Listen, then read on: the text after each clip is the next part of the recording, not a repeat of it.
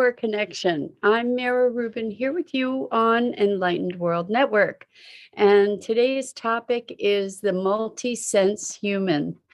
We're all familiar with the five senses. However, up to 33 senses have been identified in human beings. So I think we get to talk today about extrasensory perception, these extra senses above and beyond our traditionally understood five. So this should be interesting, but before we get started, let's take a minute or two to get present. Let's take a deep breath in through your nose and hold it. And imagine clean, crisp oxygen flooding your lungs, flowing into your bloodstream, nourishing all your cells and your organs and bringing vital life energy to your body and being. And as you exhale, exhale any tension, stress, negativity, fatigue. And now let's take another deep breath in through your nose and hold it. This time, imagine brilliant, bright light, lighting you up from the inside out, illuminating, electrifying, and energizing all your cells, your molecules, your electrons, and bringing this brilliant light and a beam from your heart out into the world. And as you exhale, exhale any remaining tension, stress, negativity, fatigue.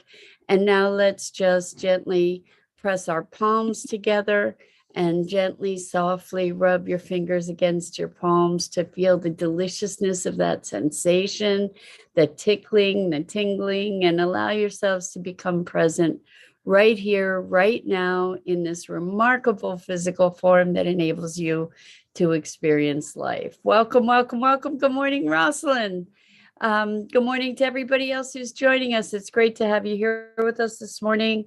And today we're talking about the many senses, or the multi-sensory human.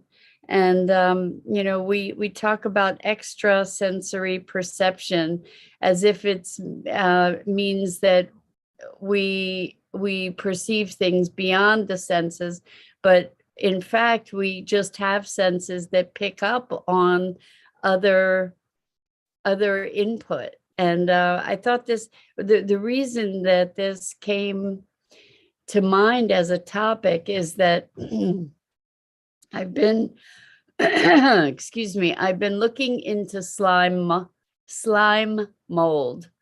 And if you haven't looked up or learned anything yet or discovered slime molds, you got to check them out, because they are a one-celled creature, a unicellular creature, that the cells can grow huge, and they demonstrate what we would call intelligence. And so, you know, I was thinking about what's intelligence, but they just have this one-celled body, and they are able to make decisions. Like all kinds of experiments have been done where the scientists put some kind of food source in a maze and started the slime mold at a particular place in the maze, and the slime mold would solve the maze, find the quickest way, the quickest path to the food. And it would do that by exploring all these different avenues. Then when it would find the food, the other avenues would just retreat back, so that what remained was this very, very efficient pathway to the food. In fact, they've used this kind of experiment to look at transit patterns through cities, for instance, and the slime mold pretty much replicated the transit patterns that were like bus lines, train lines, etc. But it's really, really fascinating. So it got me to thinking about what's intelligence, which got me to thinking about what are senses. So I decided I've heard that obviously we know that we have more than five senses, but I wanted to sort of be able to quantify those or to define those, identify them. So I found a reference. There's I'm not saying this is the definitive reference by any means. It was sort of the first thing that came up when I did a search, but there's a site called Bodytomy. I don't know how they say it. BODYTOMY. Good morning, Robin. Welcome. We're talking about the multisensory human and identifying additional senses that we have that are essentially giving us information that we then synthesize. Because we've talked about how a lot of our existence resides on an other than conscious plane where we really don't know what we know. Like, we're not consciously present to the information that we're receiving. And we often get a gut reaction to something, a gut response to something, and we don't know why, or we're having the feelings that we're feeling. And it occurred to me, well, we're probably sensing things in other ways that we might not be consciously aware of. So the basic human senses are the 5 senses that we're familiar with. So eyes, sight or visual perception, called ophthalmoception from the eyes, audioception, which is the ear, hearing or auditory sensations. So that in and of itself is a really interesting thing, because we have these very sensitive bones in our ears that vibrate, and we may have auditory sensations that are not related to what we would call sound. So that's an interesting thing in and of itself. Gustoception, which is taste, or the tongue, the sense of taste. Olfacoception, or olfacception, which is nose, olfactory, smelling. And tactioception is our sense of touch, or the sense of our skin. And so when we talk about our skin, we know also, what else do we sense with our skin? So we sense temperature, right? So lack or increase of heat is thermoception. And then we have proprioception, which is awareness of body parts without visual input. So when we have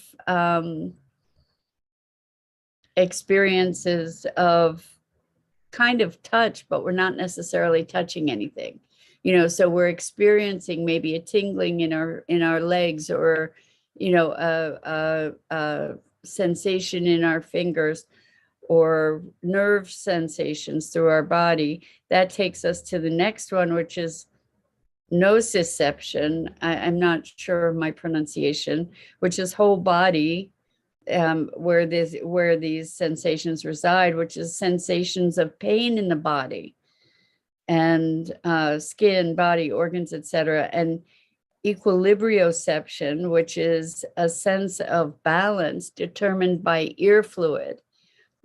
So we've probably all experienced times when we felt really dizzy, for example.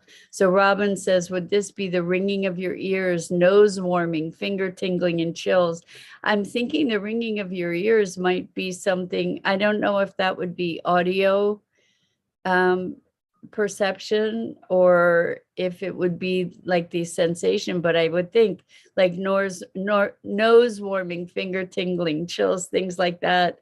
It sounds like that would be the proprioception, or nociception might be a combination of the two.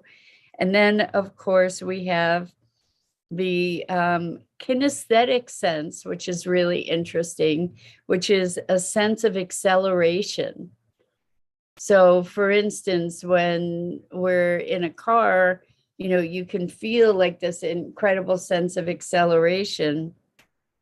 I think That's really interesting. I wonder if we can experience that without actual physical movement. That's kind of an interesting thought, right? Um, and then tactility is the perception of pressure.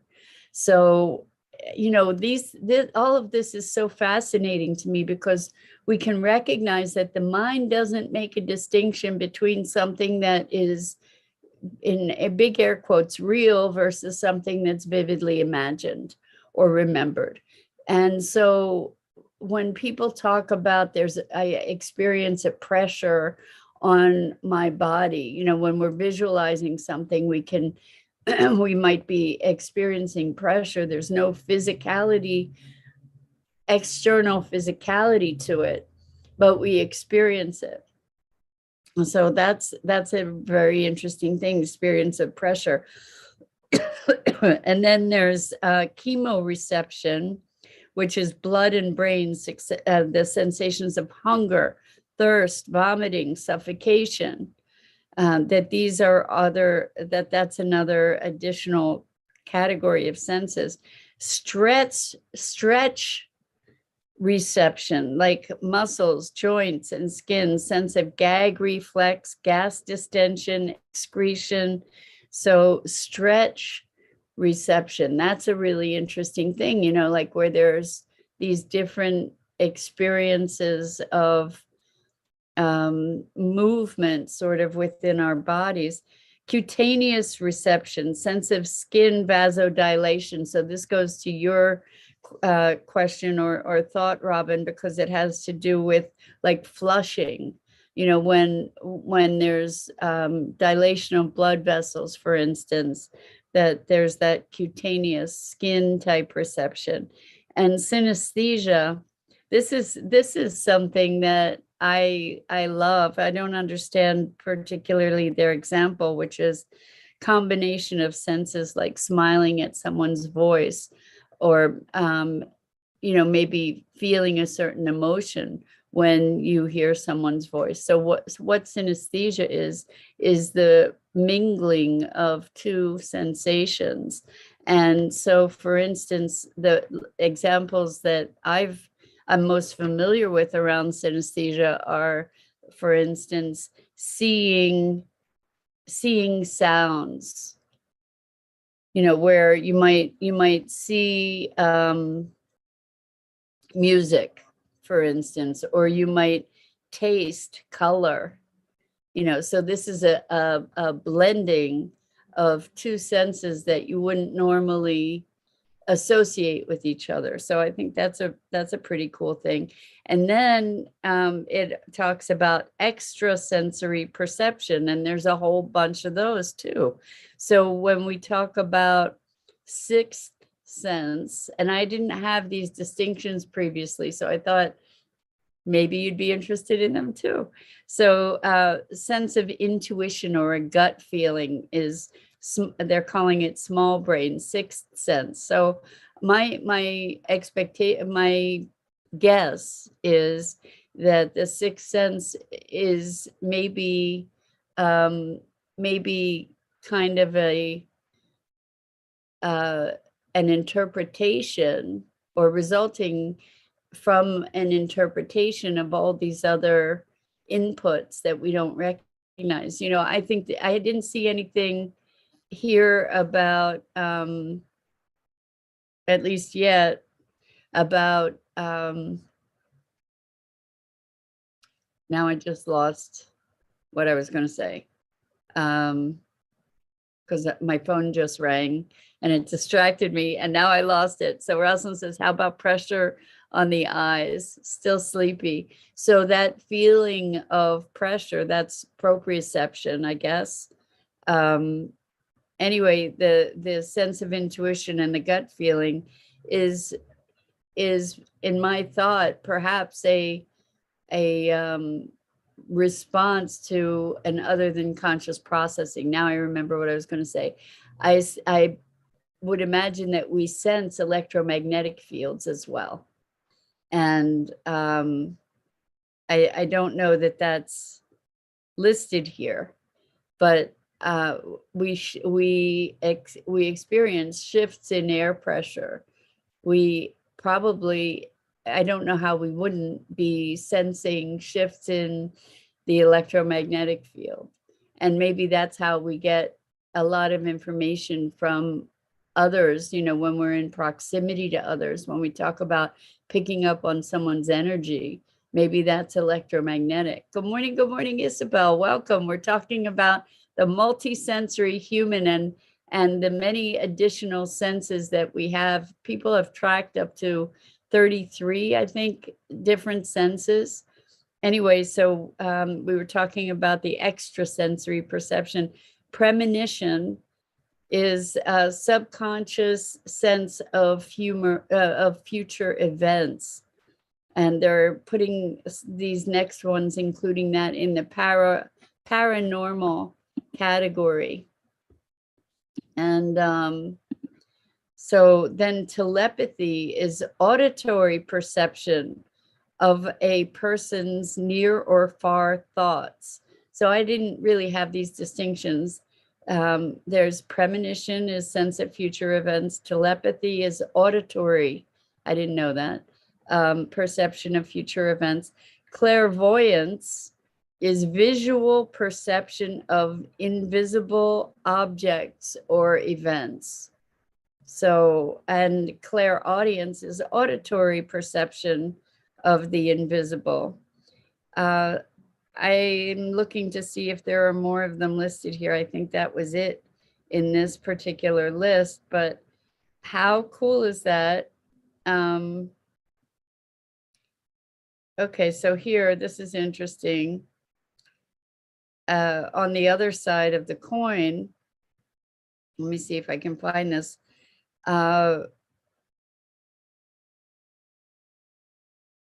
To your question, Rosalind, this is interesting. The 5 senses we have in this other article, it says some sensations are not exclusively due to touching, tasting, hearing, seeing, or smelling. For example, feeling sleepy or short of breath. So the answer that this person was coming up with, saying, well, then I think there have to be more than 5 senses. And I'm just looking here to see what it says. Let's see. Anyway, I think this gets into a whole big conversation of chemical sensations. So I don't know about you.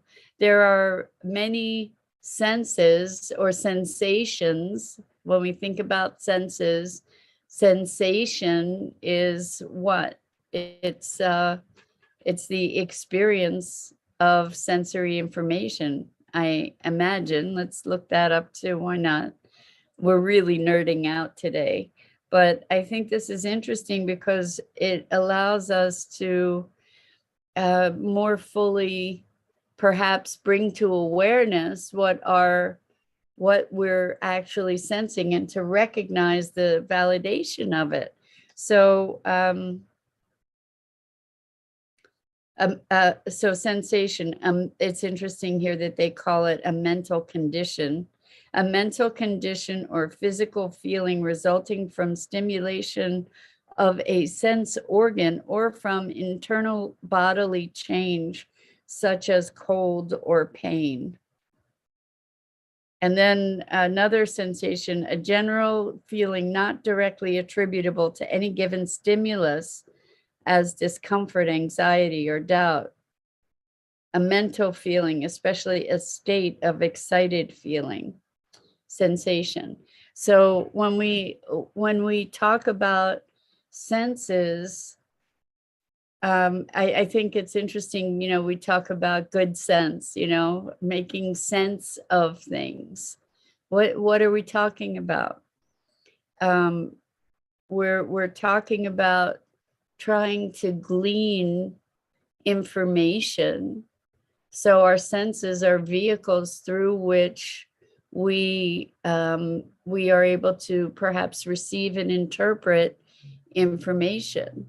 So even taste is broken into different categories, right? We have different portions of our tongue that taste different tastes, right? And so I wonder if each of those might be different senses. You know, we smell things and taste them often at the same time. My understanding is that if we don't smell things, we don't taste them. So, you know, maybe those two senses work in a synesthesia, you know, work together to create an experience. So, you know, I just find this stuff endlessly fascinating. How are we experiencing our world? Like what is the vehicle of experience for our world and our interpretation of what's real and who we are, how we operate. I think when we start looking at things a little bit more deeply, it's just endlessly fascinating to try to understand how we know what we know, or what kind of input we have. So for instance, and I'm sure we've all experienced this, and I don't know what category this falls into, but where somebody can walk into a crowded room, not just an empty, silent type room, but where somebody can walk into a crowded room and you can feel them. You can feel somebody just showing up in this room. So what's that? What is going on there? How are we sensing that? You might also have experienced where you can just feel uncomfortable. You turn around and there's somebody looking at you, and you can feel them looking at you. What is that? What sense might that be? So I don't think it fit into the categories of something unseen or unheard. So Rosalind says, tasting parts of our tongue experience sweet, sour, bitter, or acidity. And I think umami is another one. And so are each of those experiences, thank you for delineating that, Rosalind, are those different experiences, different senses?